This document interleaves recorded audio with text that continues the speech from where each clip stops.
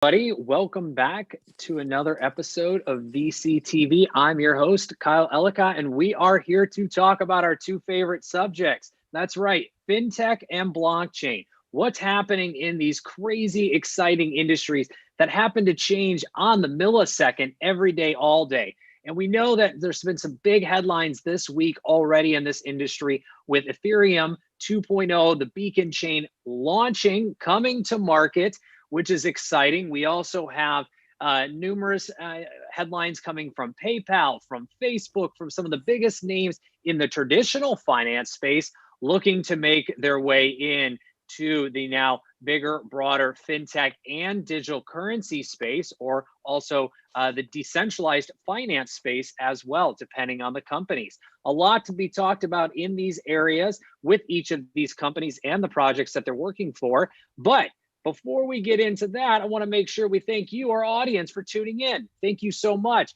If you're liking what you hear today, make sure you click that big red subscribe button to tune in all day, every day to all episodes of VCTV as we bring the best and the brightest from around the world to share with you their thoughts and insights and on-the-ground perspective about different industries, technologies, and regions around the world. If you'd like to be on a show like today and like our investors who we'll introduce in just a moment, do reach out to the team and or myself. We'd love to find the right spot for you. Also, in that terms of team, definitely a big thank you to the LA Token team and to Maria for making VCTV possible every single day. Now, as we go ahead and get started here, big shout out to you entrepreneurs. We're closing out the year. You put a ton of work in to building your company product or service. You put all those tears and blood and sweat into making it happen. What better way to show it off and end the year and kick off another than getting up on our virtual stage here at VCTV to share with us your company product or service, get real-time feedback, build foundational relationships, and get exposure to our live audience. Reach out. We'd love to find the right spot. Last but not least, a big thank you to the LA Token team and to Maria, pardon me, for all that they do here at VCTV, bringing us together all day, every day, and bringing us to your devices anywhere in the world you may be. With that being said, let's go ahead and jump into today's discussion and introducing each and every one of our guests. Jose, welcome back. Hi, Kyle. So happy to be back on your show. It's always a real pleasure to be part of the shows that you organize. So my name is Jose Grasa. I'm a serial entrepreneur. I've been a business angel for several decades. Also been a VC for some years. And have been building brands more or less all my life in different verticals, but focused on the last 20 years essentially on software and fintech area. Definitely this topic that we have today is one that I love. It touches what we are doing at a certain point inside BizMoney itself. We are working on business inclusion. For self-employed, micro business owners, and unemployed people that want to kick off their first business. And I'm all yours, Kyle. So, wonderful. Thank you so much, Jose. Adrian, welcome back to the show. A little intro background, please. Hello, everybody. Happy to be here again and again, which is a big honor and responsibility. My name is Adrian Niculescu. I'm an entrepreneur and an investor involved in a few projects, Cloudcoin Consortium, Cloudcoin being a post-blockchain digital currency, Faster Capital, a Dubai-based accelerator for companies, accelerator and incubator, and a mentor in Richard Branson's Virgin Startups. And I just cooked pasta for my daughters. They preferred me to their mothers. So I'm very proud and very happy to be here. Can't wait to contribute. Wonderful. Thank you. Gary Fowler, artificial intelligence grandmaster himself. A little intro and a little background, please. Thanks, Kyle. So it's great to be here. My name is Gary Fowler. It's great to see all my friends here. And great to be here with you, Kyle. So I'm a serial entrepreneur and investor. I've done 16 companies, 2 unicorns, and a partridge in a pear tree. And having a lot of fun. I love artificial intelligence. I've got the GSD Labs. We have a Go Global accelerator. We're working with the top AI companies from around the world, and also GSD Venture Studios, where we curate those companies using Silicon Valley as a port. And it's great to be here, and we love impact investing. So it's going to be interesting conversation today. Thanks. Absolutely. Irina, welcome back. Crypto woman, crypto superwoman herself. A little intro, a little background for everybody. Oh, I think you might be on mute. It's the cool background. We'll come back to you here in just a moment as you're working that out. Matthew, welcome back to the show. We talked earlier this week. You've also got an outstanding set of novels and books in this industry. You also have a great video that I'll make sure to share in the show notes for everyone about your 2021 predictions on the industry. Also have a new project you've launched. With that, I'll stop introducing you and let you introduce yourself. Welcome back to the show. Thanks, Kyle. Hello, everyone, and hello, everyone who's listening in. I'm Matthew Lemerle. I'm based in Silicon Valley, been here 35 years. I'm one of the two principals in Fifth Era, which is an investment firm and family office, but also in Blockchain Co-Investors, which is the leading blockchain venture fund of funds. So we are investors in all of the, or most of the leading blockchain VCs, Blockchain Capital, Castle Island, Fabric, 1KX, and so on. And through them, in about 200 blockchain projects, including 20 or so blockchain unicorns. I'm very excited by that. And then since we last spoke, Kyle, I took on a new role, chairman of the Universal Protocol Alliance, and we did launch the world's first tokenized red carbon credits earlier on this week. So if we do get onto the topic of impact, this is an area that interests us greatly as well. Wonderful. Congratulations as well on that. For those who have not had a chance to check out the project, we will include a link to it. It's pretty exciting what Matthew and team have done as well. Irina, welcome back if you're with us, and Sam as well. But Irina, first, a little intro, a little background.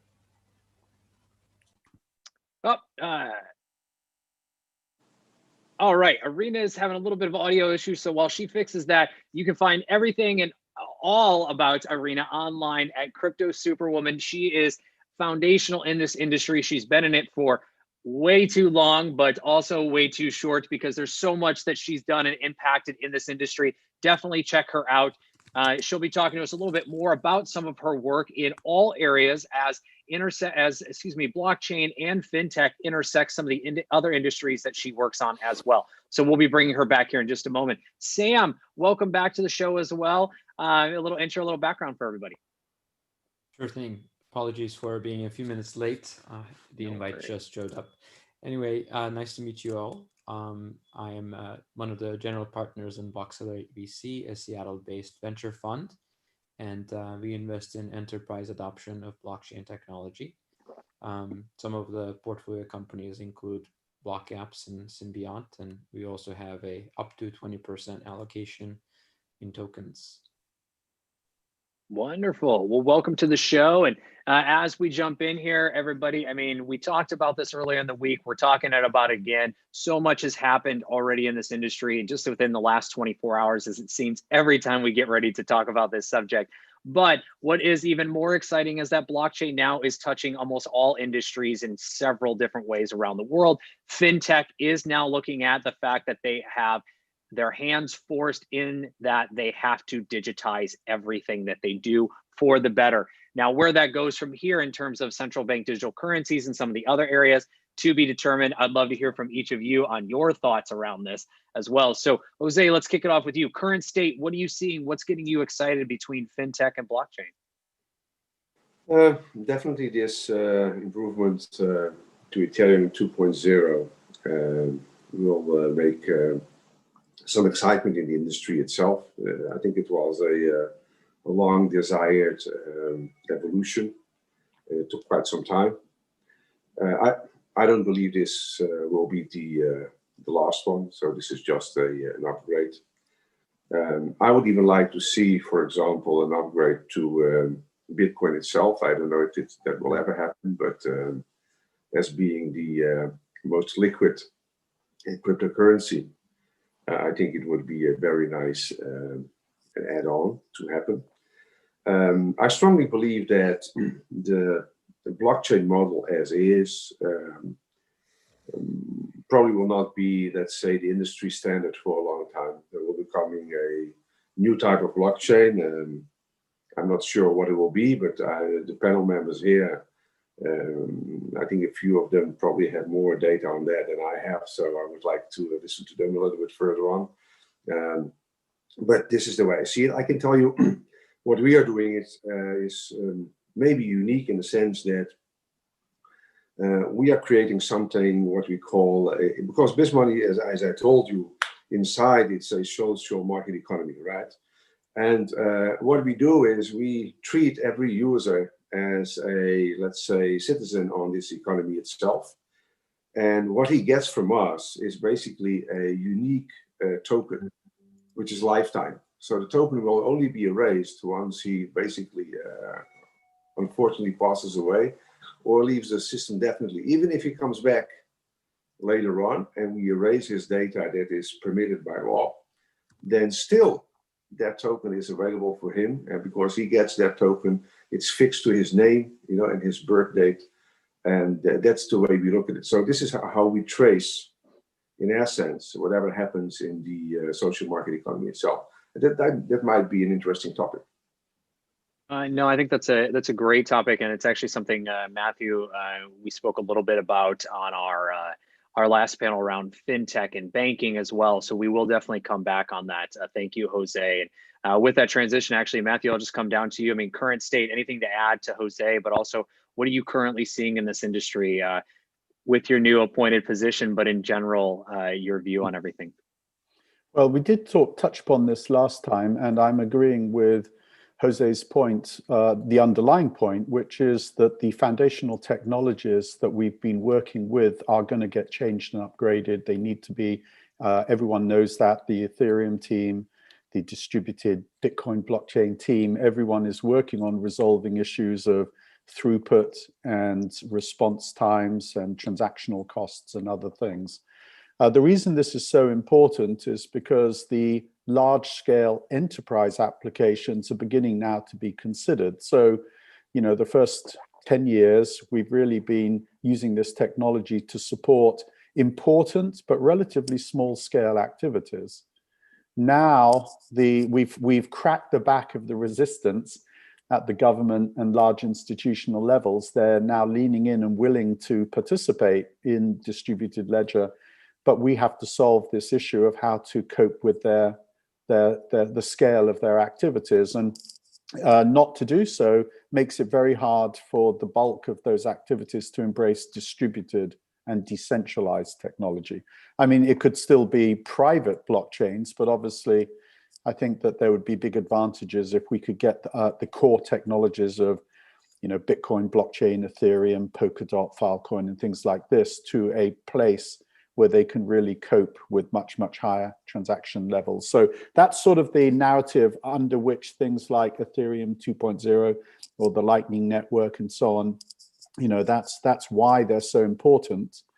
And we're very hopeful, but like I say, there is some risk here that in 2021 we'll have a diversion and more of the scale activity of distributed ledger will actually be done on other people's networks. And if you think about the Chinese digital yuan, which isn't technically a blockchain initiative in the decentralized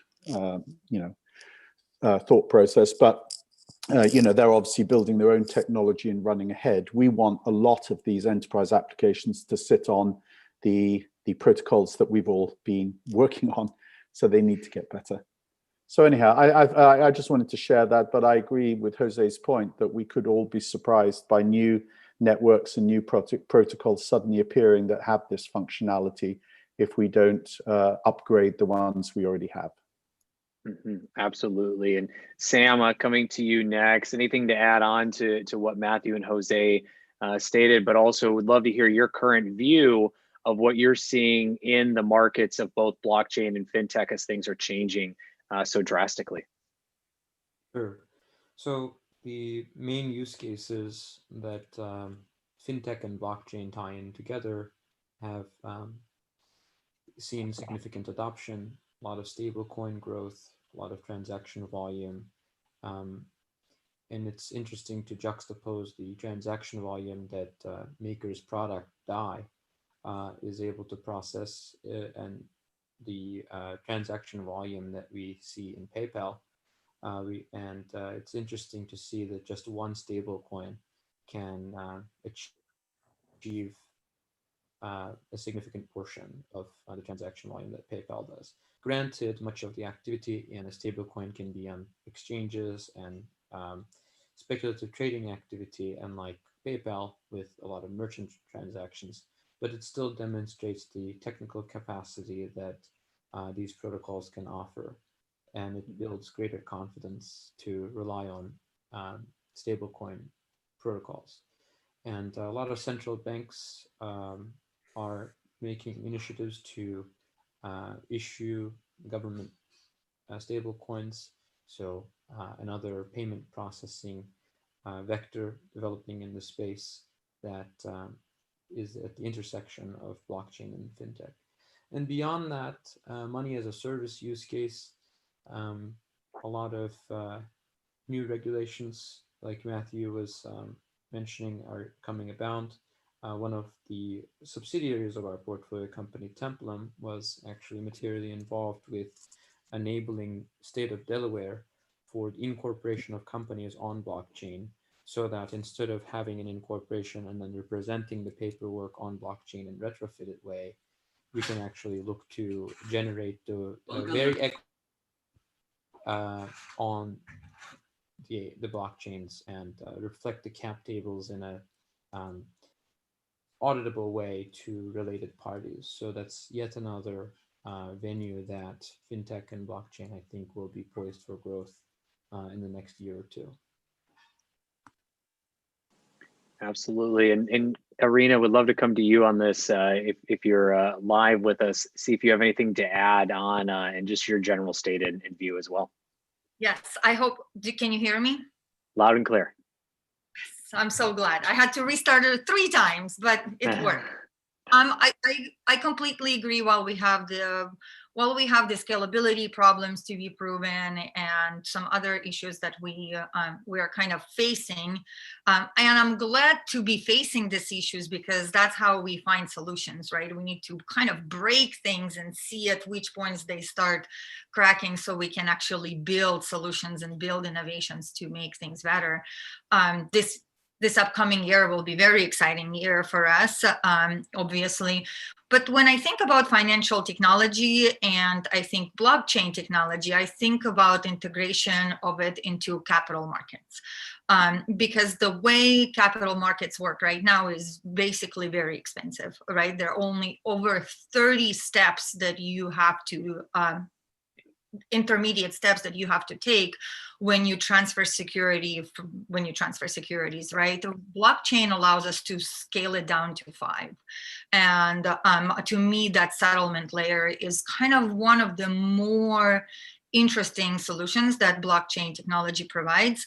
While I do obviously appreciate all the innovation that is happening on kind of a crypto side of the world, I do think that integration of blockchain technology finally is going to make a big difference in the capital markets and allow us finally to democratize opportunities and democratize investments for people all over the world.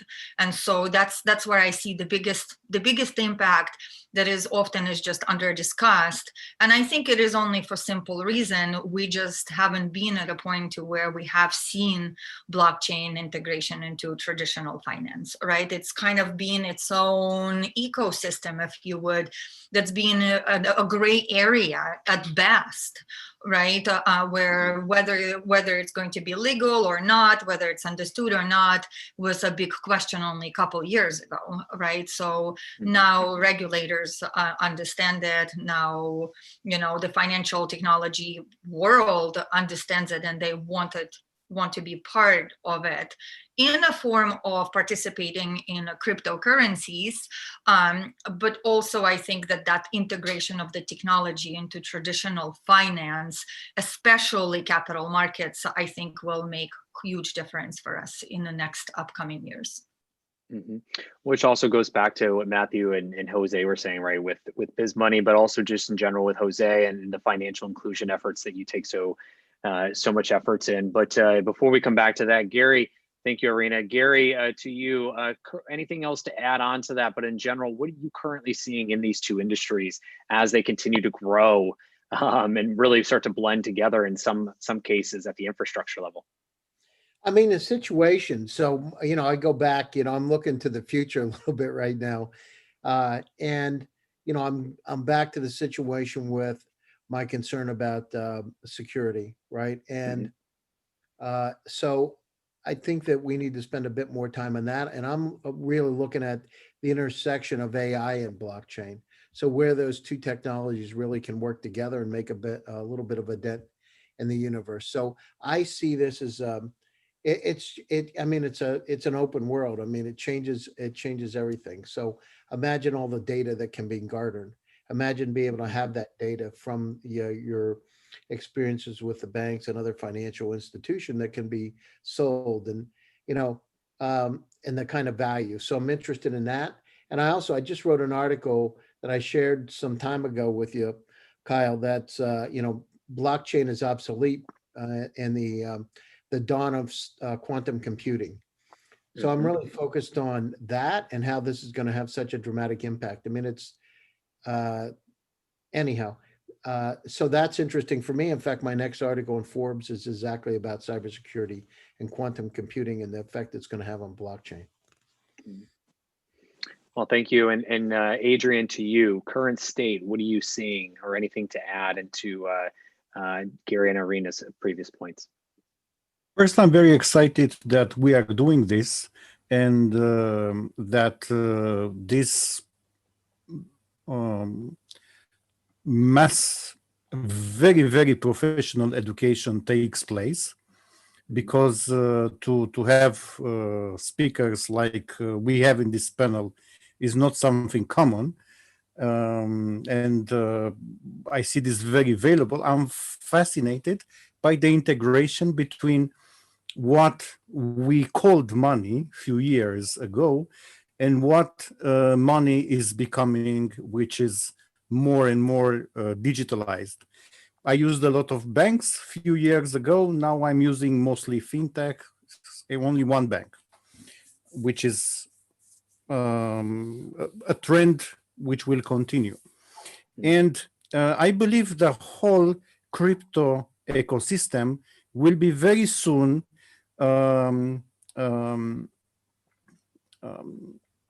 we will have to pass a very big stress test. It's like when you test the technology of a company or a framework, how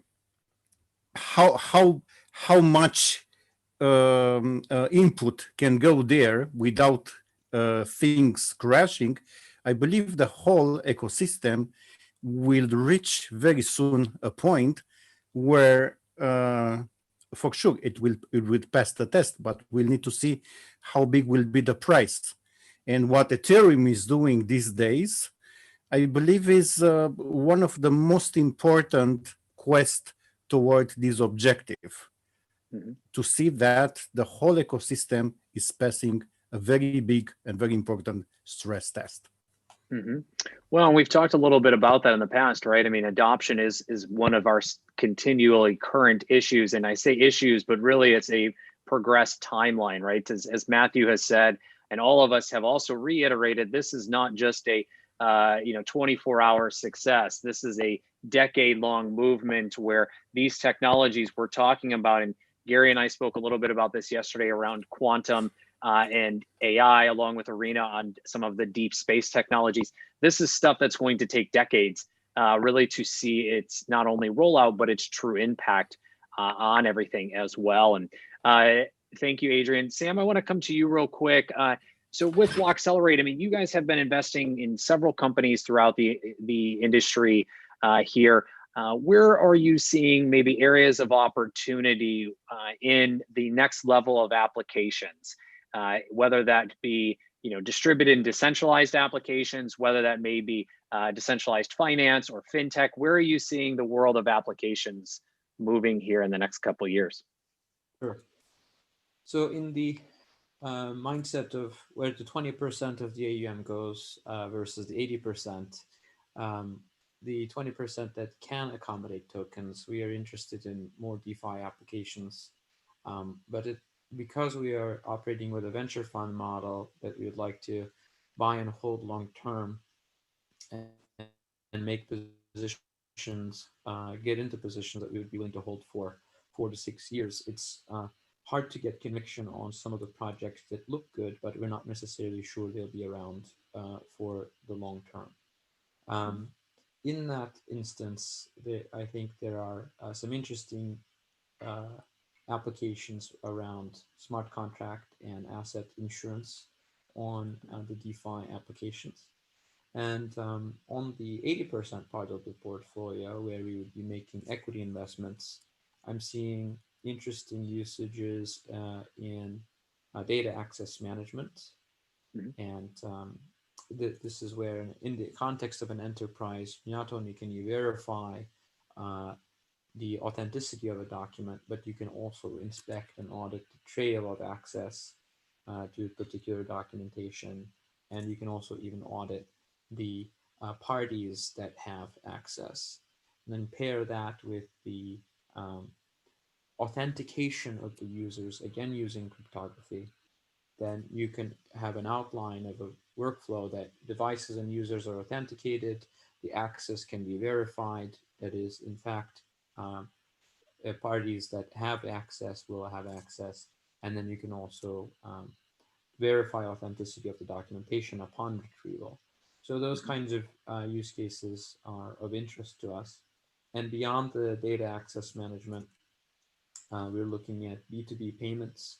There is strong pains around accepting other kinds of payments beyond ACH and wire in the B2B transactions.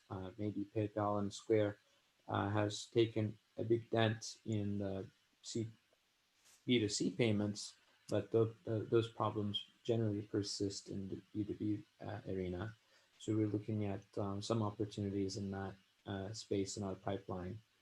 And another area that we've done some significant research on is corporate governance, where, especially in the context of this remote work workflows in the enterprise, it becomes important to verify the signature authorities, being able to run proxy votes without having to meet in person, and we recognize the corporate governance aspect of enterprises will have a strong value to be gained in adopting blockchain. It's interesting. And with that, Matthew, I do want to come back to you on some of these new projects that you're working on, but just in general, I mean, what are you seeing as areas of opportunity? And you've got this exciting new project that really does take digital currencies and crypto into the impact side of the world, which doesn't always get talked about. So Irina, I'm coming to you as well, and Gary on this, but and actually, Matthew, let me rephrase the question. Where do you see crypto and digital currency in terms of impact and greater good around climate and sustainability? Yes, thank you. So, if I think about the big 3 themes of our lifetimes, clearly one of them is the one we're talking about every day, which is the movement to a digital world and the role of distributed ledger and crypto and digital monies and so on in that. The second, obviously, is the life sciences revolution, which we're still in the middle of. But the third is the environment, the sustainable use of the environment by humankind. And we've sort of messed that up in our lifetimes. And none of us are young enough to say it's not our fault. We're all participating in it. We simply have too heavy an impact on the world, and the world can't cope with what we are up to. And I think it's fair to say that this space, cryptocurrency doesn't really help. Every one of our products is a software, and we use a lot of computing power, and computing power also requires a lot of energy, and most of that energy is not very clean. Hopefully it will be one day. It'll all be solar and wind and geothermal and other things, but right now it isn't. And so so the question is, how can we help? How can crypto help clean the world? And that's something we've been thinking about for a while. And what we've ended up doing and launching, and I'm talking now wearing my Universal Protocol hat, we just launched the world's first tokenized rainforest carbon credit crypto commodity. It's a crypto commodity. It's called Universal Carbon. And right now, anyone can buy and sell it and hold it and burn it at Uphold. But the goal is that it should be available for everyone. So anyone who's on this call who has an exchange or a wallet and wants to participate, it's really simple. What happens is if you buy one, what you're actually buying is you're buying a carbon credit, a fractional portion of a carbon credit that's been issued by a rainforest project. And so, you make your own carbon footprint better, or you can make it neutral, you can make it negative. Negative in this context is a good thing. It means that you are accounting for less carbon than you are taking out of the world. So it's a good thing to be carbon negative. So that's sort of the project, universalcarbon.com. But why is it so important? Because it's a foundation. So in its own right, it's easy. It's the easiest way in the world for anyone to participate in buying and holding or burning a few carbon credits. But in addition, it allows you to build derivative products. And I'm not going to go too far down that path right now, but if any of you want to have a clean impact in anything that you're doing, now you've got a digital asset that you can bolt on or bundle with anything else you're doing. And in the process, you are having a neutral impact, right? And so if you're a very large company, a Google or an Amazon, you can buy at wholesale a whole bunch of carbon credits, and you can say, okay, I'm running data centers, but I have carbon credits too, and the two are offsetting. But if you're an individual, it's really hard to do that. And the cryptocurrency community to date doesn't really do this. So I think it's fair to say we can be criticized as a movement and as a community that we're doing less than we should. The big companies may pollute a lot, but they do buy carbon credits as well.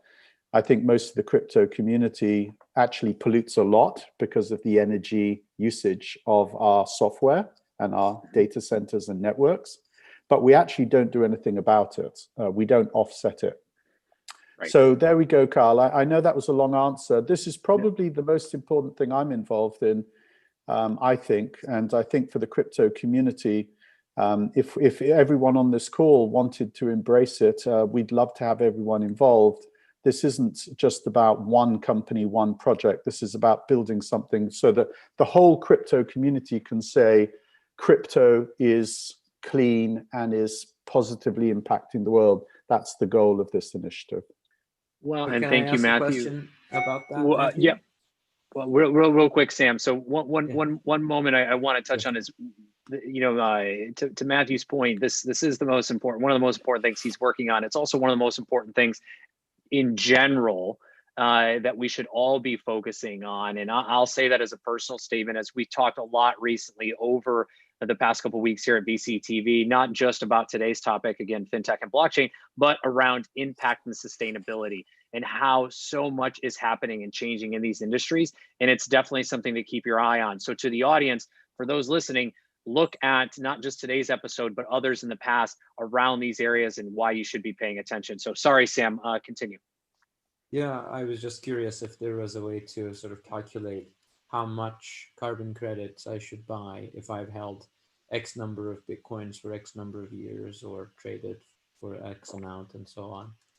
It'd be nice to know how much of my footprint I can set back. Yes, it's a great question, Sam, and those tools are being built right now.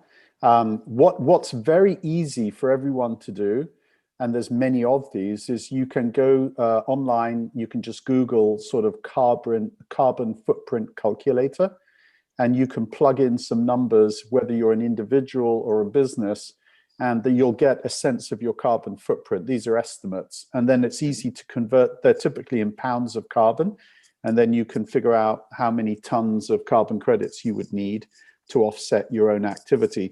Now, when it comes to the specific issue of how much energy that has a Bitcoin, or an Ether, an ETH actually used up in its life cycle, that's something that some people are beginning to try and figure out. And I think we'll have an answer for you in a calculator sometime next year.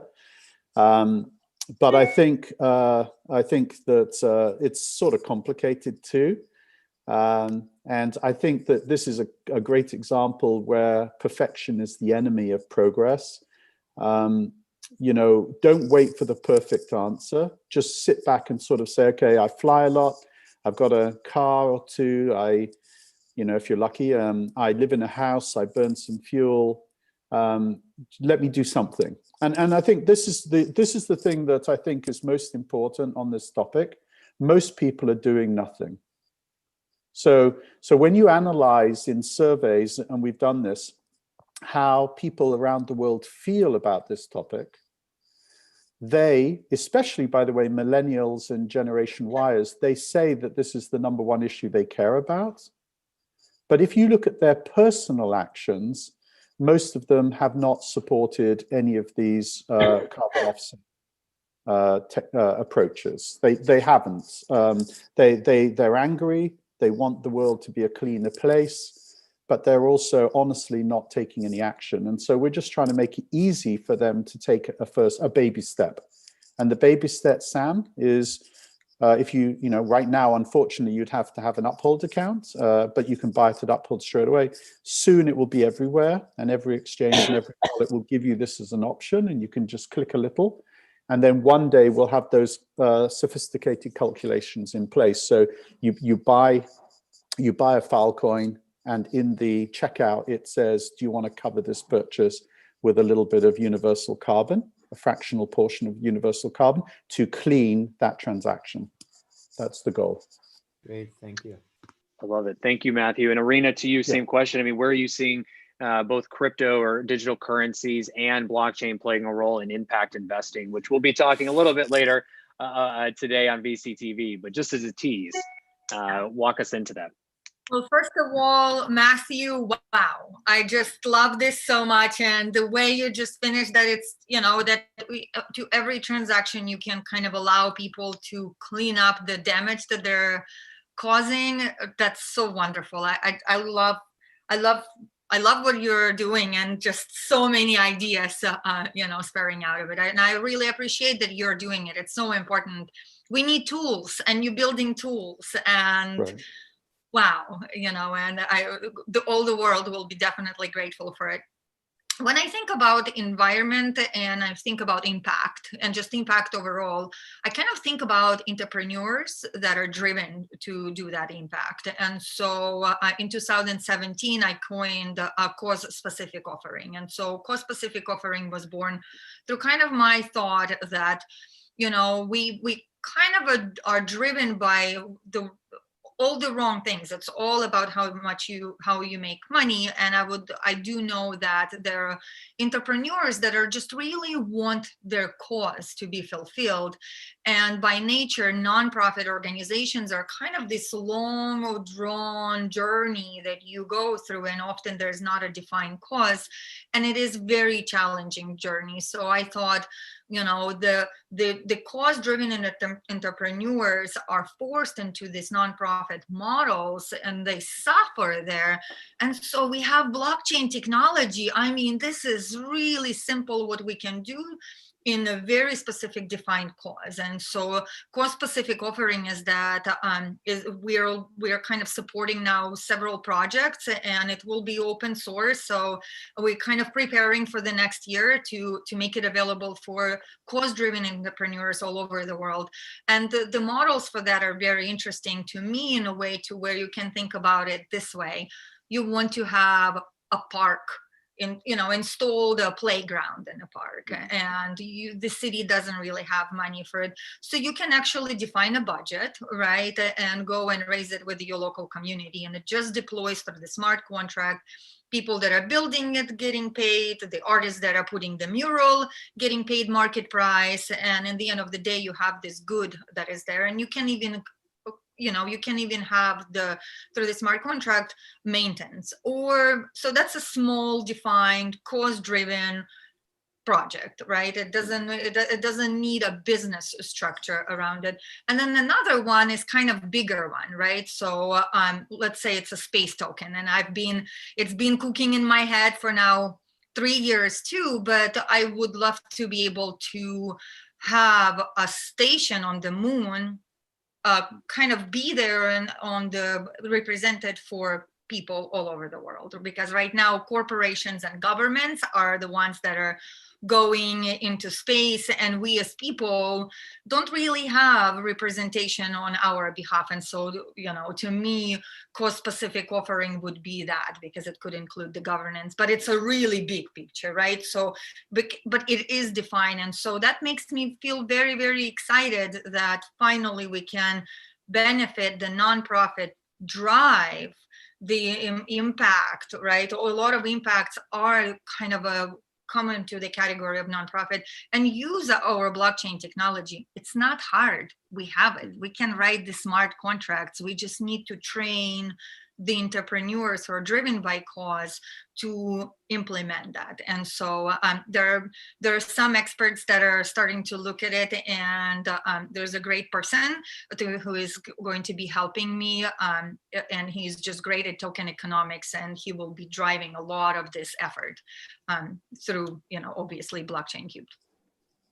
Love it. And Gary, thank you, Arena and Matthew. And Gary, to you, artificial intelligence, where does AI play a role in the future progression as we start to look towards 2021 here in blockchain's momentum, but then also in fintech's shift towards digitization?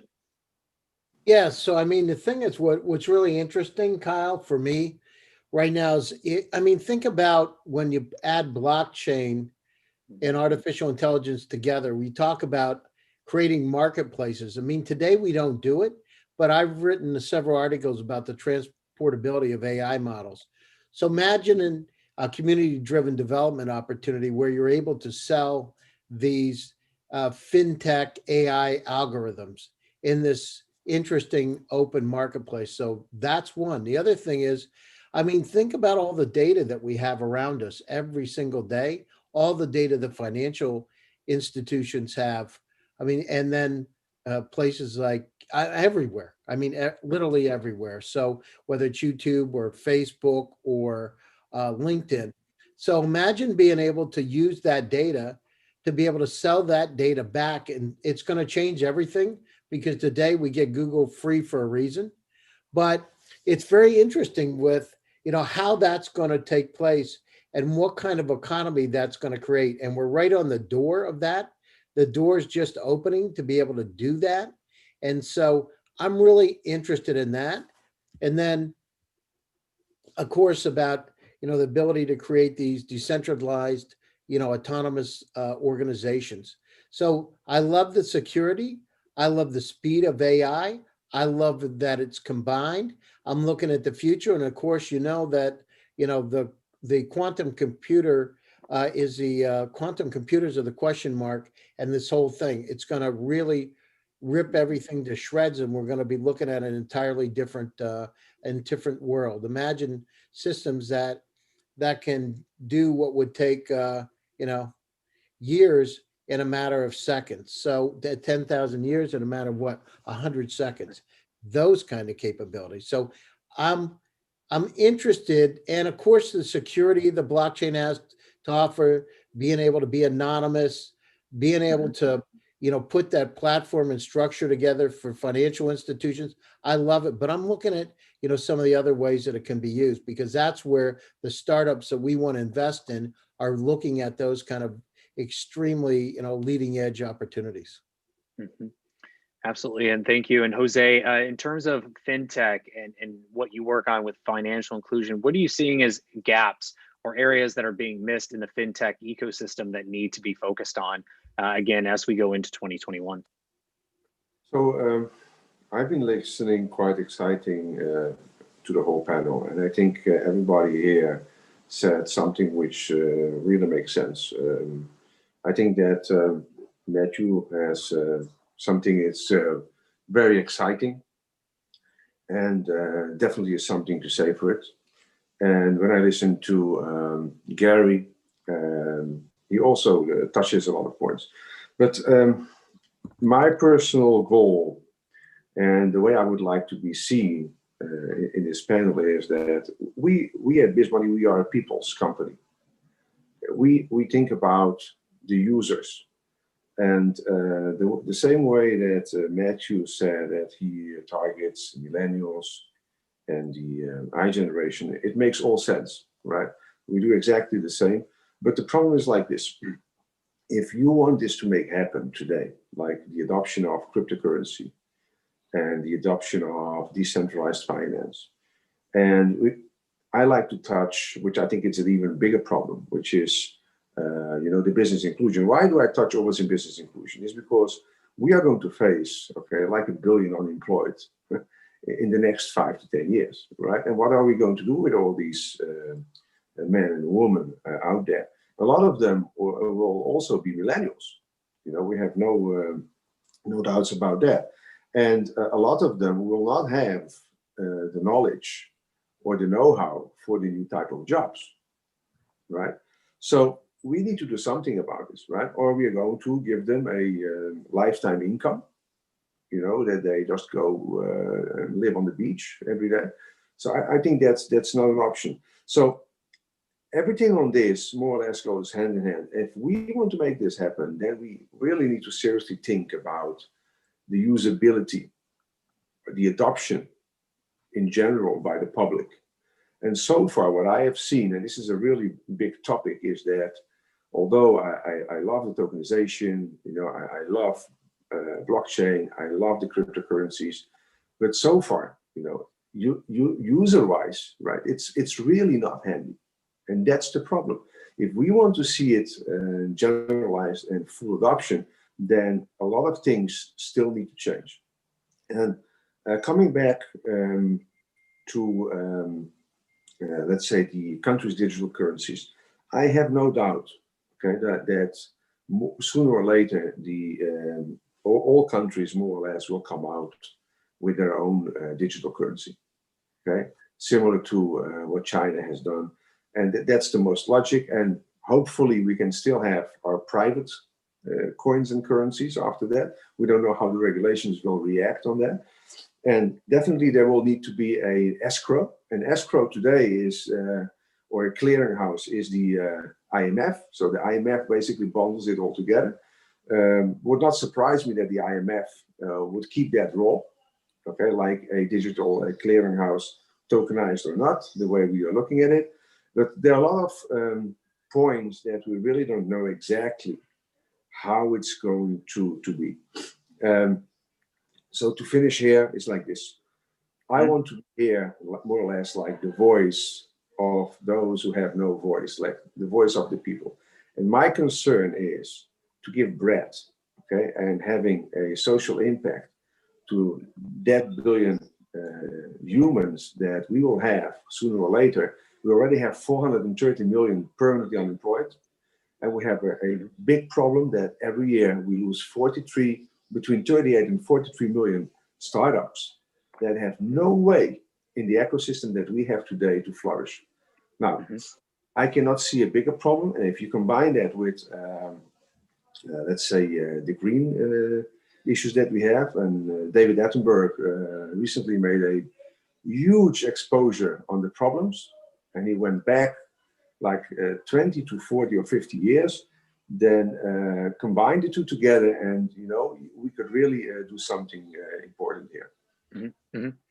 Thank you very much, Jose. Couldn't agree more. I'm seeing shaking heads around the entire room here. But as we come to close, I want to make sure everyone gets in some closing thoughts here today around the future of this industry. We're less than 30 days to the end of the year, and more excitingly, looking ahead towards 2021, which if anything has proven thus far, 2020 will act as a nice springboard into 2021 and where this industry goes from here, and should be even more exciting as the industry takes shape. But we'd love to hear your closing thoughts, and then also as we do come to close of the year, we'd love to hear your thoughts on VCTV, why you choose to jump on here with us every day.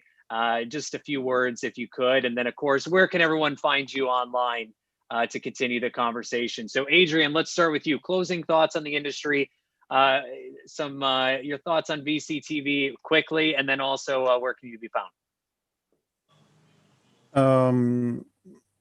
Closing thoughts are related to reskilling. There are so many people, even my former colleagues from university, when I speak to them, very few of them are involved in any way in crypto, or maybe they use a fintech card, but they don't care a lot about the industry. And they actually see me as a freak because I'm talking about all these sci-fi things. So I see very necessary a huge effort to reskill a lot of people into those very fine types of knowledge related to crypto and digital currencies and fintechs. And I saw something very, very simple. Any exchange can do. Coinbase has a learn and earn program. They give you a few dollars from few coins, but you are forced to watch some videos and to learn something. Which is good. Which is very good. Yes, but we're coming to, sorry, Adrian, just we want to quick summarize because we're coming to close here in just a few minutes. Yeah. I want to make sure everyone gets I finished this idea. And about VCTV, I joined since the beginning, and I will contribute over time as much possible because it's a huge effort to educate the market, and I'm very proud to be part of it. And it is great that it goes on and on and on. Thank you very much, Adrian. Appreciate it. Jose, to you. Thoughts on VCTV? Where can you be found? So you can find me on LinkedIn, which is the network that I use more frequently, under Jose Graca with a C, or you can just search for BizMoney. Or you can obviously click on the button here on VCTV. And my closing thought basically goes to this. We are trying to generate a new type of entrepreneurs, a new generation of entrepreneurs. And that new generation of entrepreneurs definitely will be a millennial or younger generation. And that's my closing thought here today. And that's what you will listen for the next 12 months. Wonderful. Thank you. Matthew, to you. So thank you. I always come to VCTV because I learn something important every time. And if you do that every day and you just continue to learn, and that's important. So thank you very much, Kyle, for doing this. And to contact me, go to either Fifth Era or blockchaincoinvestors.com, and you'll find all our contact details there. Thank you. Thank you very much. Sam. Yeah, closing thoughts. Blockchain offers a great variety of impact in the developing world and the more established markets, and really excited about the future it holds. I can be found on Twitter with Materianaut handle, or LinkedIn at /bitangel extension.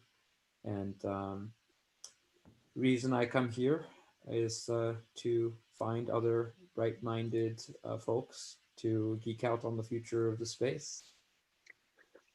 I love it. I love it. And we love having you. Thank you. Arena. I love participating on VCTV. It allows me to stay connected and expand connections as well. So in a way, it simulates a very important aspect of that, you know, the conferencing, speaking, and traveling all over the world. And as Matthew said, we're learning every single day. That's how we learn through the conferences, right? We connect, we discuss, and we learn. And so we're doing this, and that means we're all progressing, and I love to progress. Yes. And okay, my closing thoughts, growth cycle for crypto industry, blockchain, and we're just in the beginning of it. Think of 2017, we went to the moon. We're going to the Mars next year. So buckle up, get everything done, and be ready by January 1st to go. And, get everything ready, and yeah, buckle up and be ready. It will be a fun ride. All things I love it. I love it. That's a weekend, by the way, for those that are listening. So get ready to go on the weekend. Right. Not even Monday. We're starting on the weekend, ladies and gentlemen. Gary Fowler, close us out with us here today. Yeah, no, this is an exciting opportunity. And, I got to tell you, Kyle, I do these a lot. In the mornings, I start at 5:30 in the morning, and I have my own shows, and I end up doing things in the evening in Asia. So what I can tell you is that the world has fundamentally changed over the last year, and being able to connect together, like I said, 5 years ago, when I got introduced to Zoom, and people were kind of laughing at me because I was sending out links. Well, they don't laugh anymore. And we've now, in this digitally transformed era, we're now able to connect. This morning, I've already been to calls with Nigeria, South Africa, Russia, et cetera. So the world has changed, and we have to be kept up to date. If we're going to be great investors and great leaders, we need to have that knowledge. We need to understand what's happening right on the leading edge of it, because that's where the opportunities are. So I love it. I'm particularly interested now in quantum computing, AI. I own one of the top AI venture studios in the world, GSD. So I love those companies. Bring them in. And VCTV is doing a great job. You're doing a great job. And it's good to see my friends who I've never met physically here, but it's great to see them. In fact, Irina's going to be on my show, I think, next week. And Kyle, you were on. I mean, it's a great time if you know how to use it properly. And the companies that don't are going to fail. It's do or die time. Use the technology wisely. Absolutely. And therefore join VCTV for all day, every day episodes, either as a viewer, as a speaker, like our investors today, or as an entrepreneur joining us on the virtual stage to pitch your company, product, or service to us to get real-time feedback, build foundational relationships, and exposure to the live audience. With that being said, everybody, thank you very much for joining today's panel, sharing your thoughts and insights around fintech and blockchain. A big thank you to the LA Token team and to Maria for making VCTV possible every single day and bringing us all together from different corners of around the world. You can find all of our investors online 24/7, 365. Make sure you add context as you reach out. You can find me, your host, Kyle Ellicott, as well online at Kyle Ellicott. We'll see you.